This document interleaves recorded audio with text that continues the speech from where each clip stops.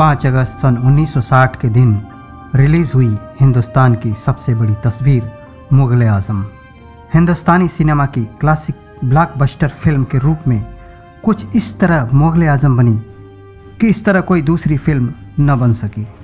रुपहले पर्दे के इतिहास में कामयाबी के झंडे गाड़ती, मील का पत्थर हाउसफुल के तख्तों से सिनेमा हॉल को रोशन करने वाली फिल्म यानी मुग़ल आज़म लगभग 150 सिनेमाघरों में एक साथ रिलीज़ हुई, जिसने पहले ही सप्ताह में 40 लाख रुपए का कारोबार किया।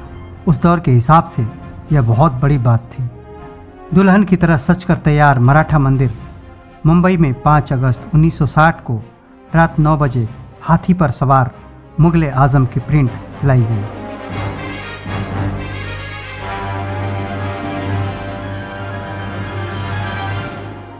फिल्म मुग़ल आज़म एक काल्पनिक कथा पर आधारित फिल्म बताई जाती है।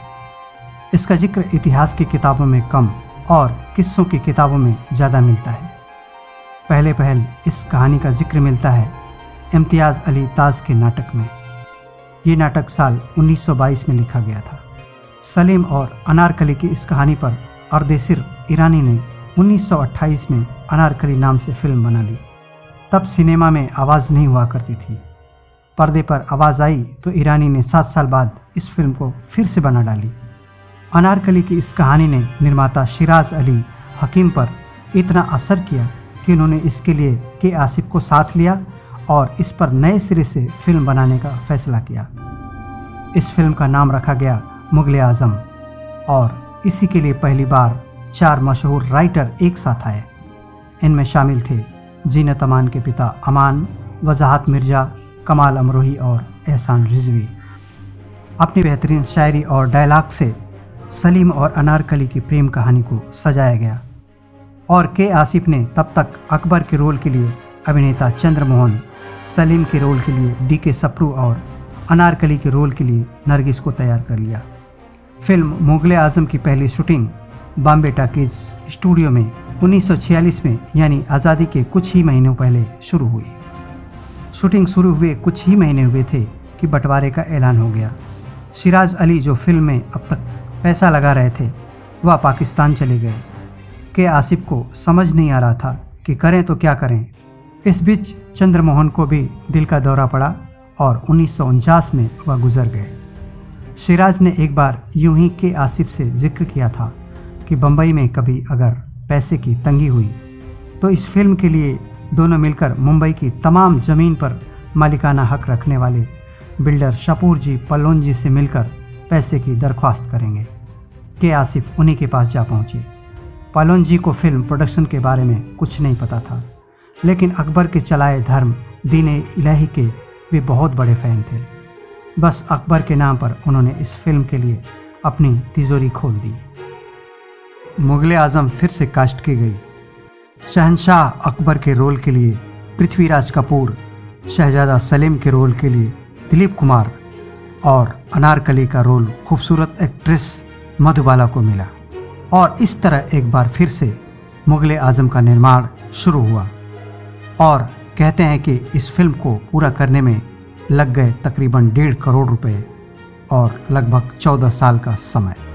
फिल्म मुग़ल आज़म हिंदी सिनेमा के लिए एक फिल्म नहीं बल्कि एक कहानी है। हिंदुस्तानी भाषा हिंदी व उर्दू के अलावा अंग्रेजी और तमिल में भी फिल्म की शूटिंग होना तय हुई थी।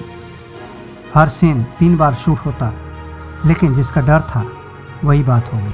अकबर के नाम से रिलीज फिल्म का तमिल संस्करण फ्लॉप रहा और के आसिफ ने इसके बाद उन सारे अंग्रेज एक्टर्स को वापस भेज दिया जिन्हें उन्होंने मुंबई बुलाया था इस फिल्म की डबिंग करने के लिए।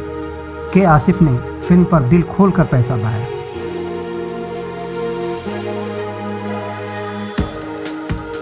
जिस ज़माने में लता मंगेशकर और मोहम्मद रफ़ी जैसे काबिल सिंगर एक गाने का 300 से 400 रुपये लिया करते थे, बड़े गुलाम अली खान ने के आसिफ को भगाने के लिए एक गाने के 25,000 रुपये मांग लिए थे।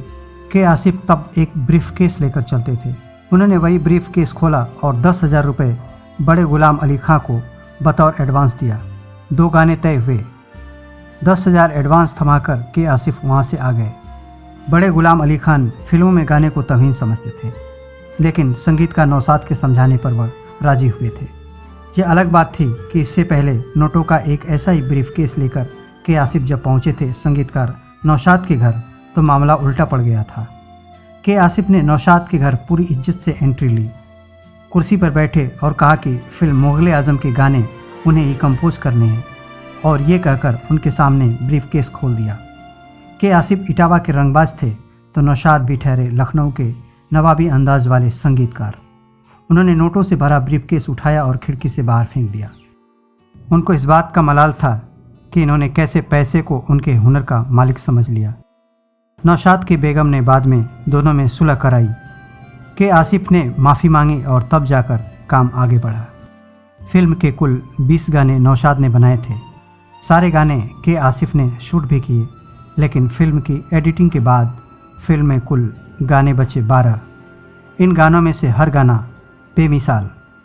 प्यार किया तो डरना क्या, इस गाने को बनाने के लिए संगीतकार नौशाद और गीतकार शकील बदायूनी ने पूरी रात लगा दी, और जब ये गाना तैयार हुआ तो सुबह के 6 बज चुके थे। सलीम के किरदार को लेकर दिलीप कुमार भी कुछ नाराज़ ही रहे। कहानी सुनाते वक्त लगा था कि सारा कुछ अकबर के ही इर्द गिर्द है, लेकिन दिलीप कुमार आसिफ के बहुत समझाने पर माने। शहजादा सलीम के लिए ख़ास तौर पर बनी विग लंदन से मंगवाई गई। बावजूद इसके दिलीप कुमार का बुदबुदाना जारी रहा। तब झल्लाकर आसिफ ने कहा, मैं सलीम आज़म नहीं बनाना चाहता हूँ, मुझे मुग़ल आज़म बनाना है। अकबर बादशाह के लिए के आसिफ ने 65 साल पहले 4000 रुपये के जूते खरीदे। यह रकम उस वक्त के हिसाब से काफ़ी बड़ी थी। ऐसे में आर.डी. माथुर, जो फिल्म के कैमरामैन थे, डायरेक्टर के आसिफ से कहा, भव्य निर्माण के नाम पर बेवजह खर्चा, क्या तुम्हारे जूते कैमरे में नज़र भी आएंगे? तब के आसिफ ने अपने ख़ास अंदाज में सिगरेट सुलगाते हंसकर कहा, अरे माथुर, ये जूते कितने महंगे हैं। इस बात का अंदाज़ा जब मेरे अकबर को होगा, तब उसकी चाल और बोली में जो एक अलहदा शान होगी, तब उसके जूते नहीं, उस अकबर के चेहरे पर नज़र आने वाली शान मुझे कैमरे में कैद करनी है। दिलीप साहब के मुताबिक अकबर जब शेख चिश्ती की दरगाह पर मन्नत मांगने तपती बालू रेत में जाते हैं, उस दृश्य की शूटिंग के वक्त आसिफ साहब ने बहुत रीटेक की, जिसके चलते पृथ्वीराज जी कुछ डिस्टर्ब हुए थे। इंदौर के शीश महल में शूटिंग की इजाज़त न मिलना तब चर्चा में रहा। के आसिफ ने वैसा ही सेट खड़ा करने की जिद पकड़ ली, जिसमें पूरे 2 साल लगे। 35 फुट ऊंचे, 80 फुट चौड़े और 150 फुट लंबे इस शीश महल में बेल्जियम शीशों का इस्तेमाल हुआ, जिसके लिए शाहपुर जी ने 15 लाख रुपए गिने थे। इधर 8 साल हो गए, पर फिल्म पूरी होने के आसार नज़र नहीं आ रहे थे। तब शाहपुर ने इसकी जिम्मेदारी सोहराब मोदी को सौंपते 30 दिन में फिल्म पूरी करने को कहा, लेकिन रजामंदी देने से पहले शीश महल का सेट नए सिरे से बनाने की चर्चा जोरों पर थी। इतने में गरजदार आवाज़ आई, जो मेरा शीश महल तोड़ने की हिम्मत करेगा उसका पैर टूटेगा। हालांकि बाद में आसिफ ने मोदी से अपनी बदतमीज़ी की माफ़ी मांगते एक दृश्य फिल्माकर निगेटिव लंदन भेजते नतीजा जानने की इजाज़त चाहिए। शाहपुर जी चिढ़े जरूर थे, लेकिन इनकार नहीं कर सके। यूनिट डरते डरते नतीजे का इंतज़ार कर रही थी कि लंदन की लैब ने फैसला सुनाया, अप्रतिम, और आसिफ ने सपने देखना फिर शुरू किया।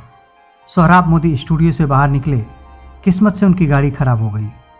कंपनी की गाड़ी छोड़ने आई, तब कंपनी के ड्राइवर ने खुद सोहराब मोदी से कहा, साहब, ये आसिफ मियाँ भी एक अजीब इंसान है। यहाँ शूटिंग के लिए अनारकली के बदन पर हीरे मोती की जिद करता है, दिन में हीरे पन्नों से खेलता है, लेकिन रहता सादे घर में है। उसके बदन पर पहने कुर्ते पाजामा के अलावा एक आध जोड़ी कपड़े और होंगे, सोता भी चटाई पर ही है, और पगार हाथ आई कि यार दोस्तों में बढ़ जाती है। बहुत भला आदमी है साहब। घर पहुंचते ही मोदी ने शाहपुर जी को फ़ोन लगाया, आपका डायरेक्टर के आसिफ पैदाइशी कलाकार है, अपनी फिल्म का भला चाहते हैं तो उसका निर्देशन मुझे तो क्या किसी और को भी मत दीजिए, यह फिल्म के आसिफ को ही पूरी करने दें। के आसिफ ने मुग़ल आज़म को तारीख का सच्चा नमूना बनाने में कोई कसर नहीं छोड़ी। कॉस्ट्यूम सिलने के लिए दिल्ली से दर्जी बुलाए गए, कढ़ाई का काम सूरत के कारीगर और ज्वेलरी तैयार करने के लिए हैदराबाद से सुनार बुलाए गए। क्राउन की डिज़ाइनिंग शोलापुर के डिजाइनरों ने तथा हथियारों को बनाने के लिए राजस्थान से लोहार बुलाए गए। प्यार किया तो डरना क्या गाने की शूटिंग में 10 लाख रुपए खर्च हुए, जितने में उस समय एक फिल्म तैयार हो जाती थी। एक दूसरे गाने मोहे पनघट पे नंदलाल छेड़ गयो रे, इस गाने के सीन में बादशाह अकबर ने कृष्ण की जिस मूर्ति को झूला झुलाया वो भी मूर्ति सोने की थी।